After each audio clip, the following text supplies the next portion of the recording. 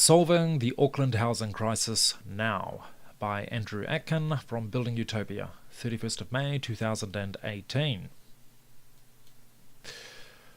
Right, the central purpose of all of this is to create low-cost retirement villages at the Auckland Fringe. That's the big step one key focus for building up Auckland's supply of housing. I'm going to break it down into basic components, the land, infrastructure, and the housing. Now, land, that's the biggie. That's the real big problem in Auckland. What we have at the moment is metropolitan urban limits, which basically artificially choke off the supply of land for housing, which leads to the bidding war from hell on land, raw land, allowing people to sell the land for development at truly ridiculous prices. So we have to attack that. That's an absolute prerequisite if we want to see any kind of real affordable housing in Auckland. How do we attack it? Central government installs free-to-build zones, big free-to-build zones in the north of Auckland.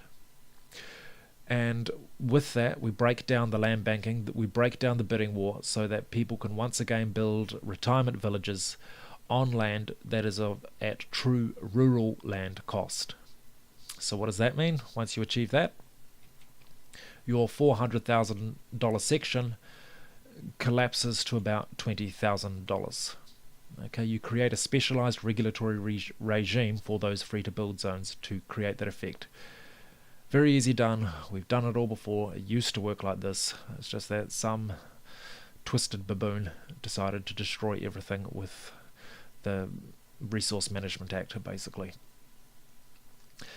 If you're worried about sprawl taking over New Zealand and destroying all the farmland and all that sort of thing, well, just take note, 0.8% of the land area is covered over in urbanisation.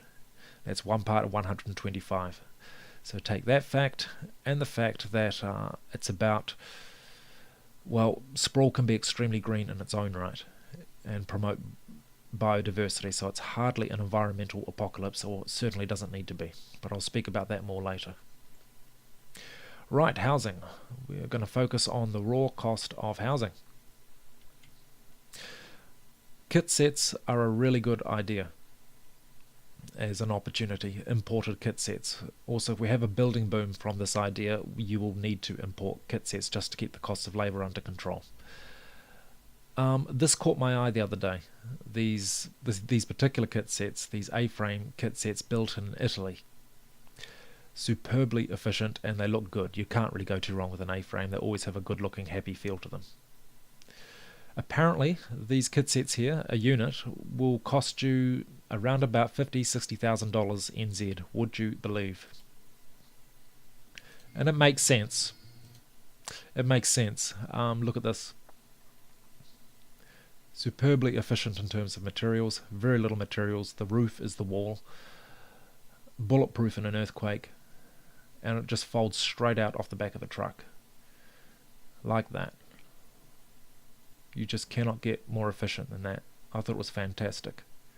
But again, that's one opportunity. There are plenty of different things you can do, and it'll give you all the space in the world for an elderly couple who aren't taking care of a family. Use the upstairs as storage and a spare room for the kids or something if they pop round to visit.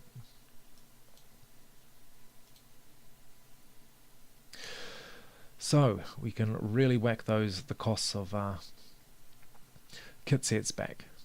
It's great that these opportunities exist. Even a simple house like that, really simple, basic house.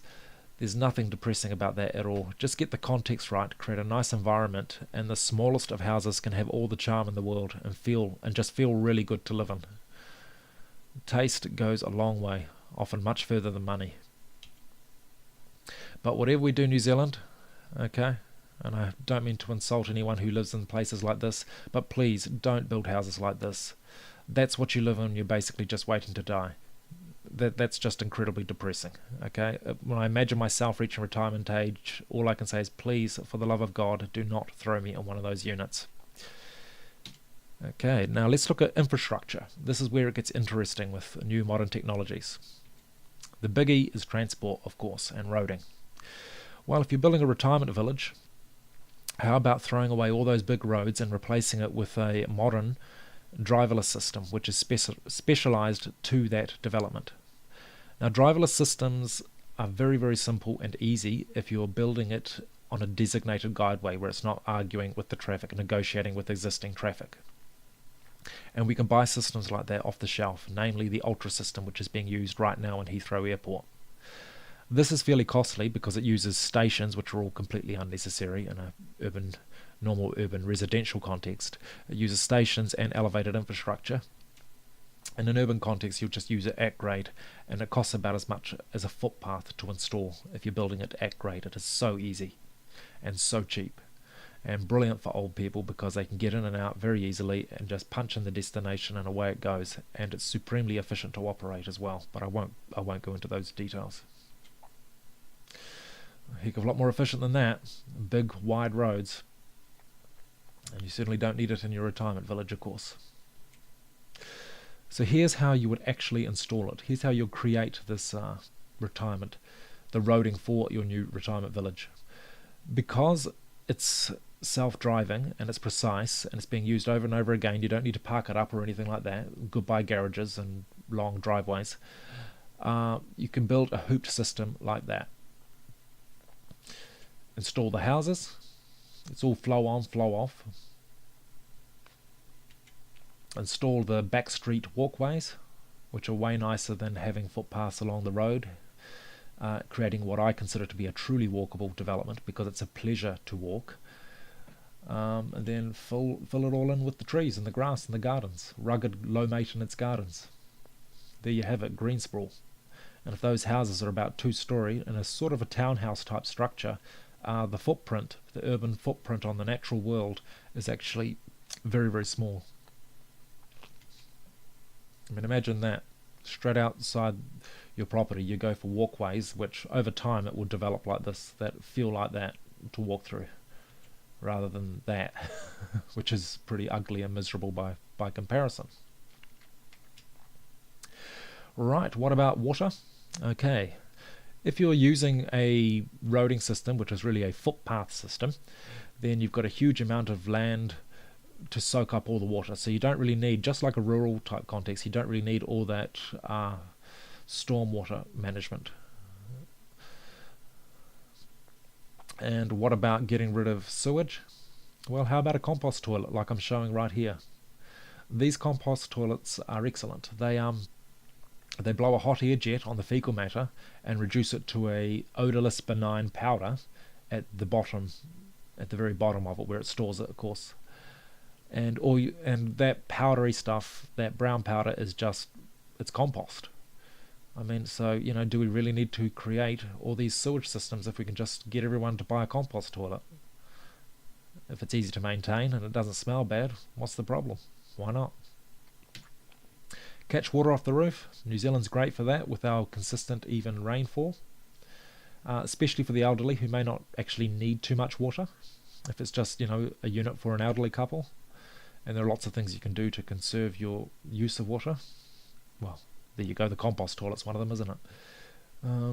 Yeah. Electricity, well, you can't get around that one. You're going to have to wire up your house, of course. But if you're going for a good new build, you can actually quite dramatically reduce the costs of electricity by reducing your usage with good insulation and other techniques. But that's another story all on its own, of course. But the point is, if you're doing intelligent new builds, you can really make things efficient, quite superbly efficient. Financing, right? This is something I don't know too much about, not nearly as much as others, but who cares if you're getting that house down for somewhere between $100,000 and $140,000. You can't go too wrong when the costs are so low. A lot of people simply won't need financing. They'll just buy their units outright. But if you want to look into that, here's the man of the moment. I probably respect what he does more than anyone in New Zealand. He's the leader on the housing affordability issue. Been hammering at it for years. Hugh Pavletich, should I say, from Performance Urban Planning. he'll tell you probably a great deal about the bond financing system, which is basically a lower cost way for people to develop to cover the infrastructure costs of housing. Politics. Now, this is the most painful and tiring aspect of it all, because John Key himself admitted that he was operating a protectionist system. In effect, he admitted that. He said he didn't want to watch people's property values come crashing down. There's only one problem with that. Artificially inflated housing is inconsistent with affordable housing. It's very difficult to have both affordable housing for those who really need it and artificially inflated housing for people who won't otherwise vote for you if you take their $1 million house down to a more realistic $500,000 or even $250,000, which is probably where it really should be. But this is why I focus on creating or suggesting that we create super low-cost retirement villages on the fringes of Auckland. Because if we create the law that only people 65 years and older can buy into and live in these places, then at the very least we can promise all New Zealanders when they're ready to retire, hey, you can live your rest of your days comfortably once you hit 65, with a very low cost home that you can own freehold. Again, anywhere between $140,000 maybe a unit, without being tortured with crazy house prices in the common market. And if we do that, if we restrict access to only 65s and older, then we can still operate our protectionist policy on the existing property market and force young people to pay $1 million for a house that really should be $250,000. That might sound like a very black thing to say, and it is, but that is the politics of it. Again, if we operate this policy, at the very least, we can take care of our elderly people properly, and that applies to all of us. When we reach 65, we know we won't have to struggle. Thanks very much.